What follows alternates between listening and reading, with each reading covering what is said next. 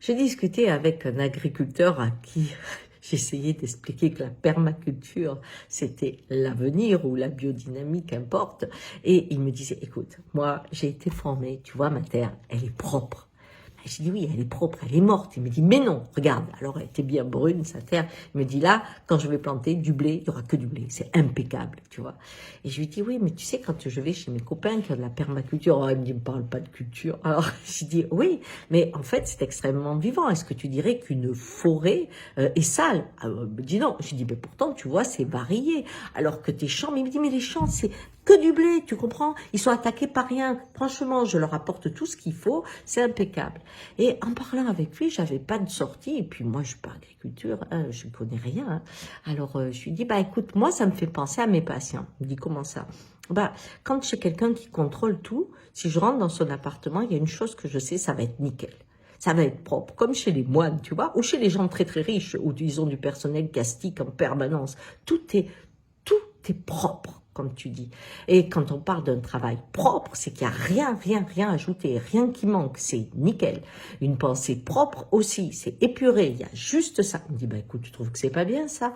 J'ai dit oui, et ce que je sais de ces profils qui contrôlent tout, c'est qu'ils ont une angoisse permanente que la vie dérange ce qu'ils ont prévu de vivre. C'est-à-dire, c'est une angoisse de mort.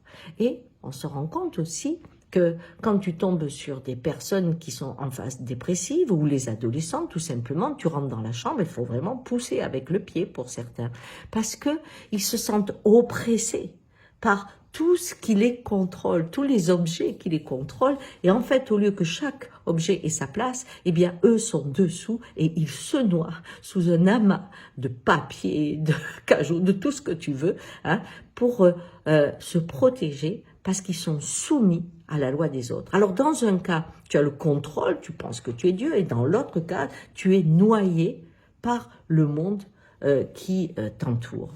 Et tu ne trouves pas ta place. Et parce qu'on parle d'un problème de place. Oh, il me dit, tu m'embrouilles là. Je dis, non. Je dis, vous avez une agriculture contrôlante. Eh ben, il me dit, c'est ce qui permet de sauver la planète. Non, ça permet de détruire la planète. Parce que si je prends un avion aujourd'hui et que je regarde la planète, c'est des milliers d'hectares, puisque la technologie vous permet de contrôler encore plus l'environnement, et des milliers d'hectares qui sont avec des rectangles, c'est des tapis. Ah, il me dit, dis-moi que c'est beau. Je dis, oui. C'est beau parce que c'est propre, comme tu dis, c'est bien aligné. Ces champs, par exemple, qu'on trouve de tulipes, sont immenses. J'ai dit, mais c'est un profil de quelqu'un qui contrôle, donc de quelqu'un qui veut être Dieu et qui angoisse que la vie bouleverse ses plans.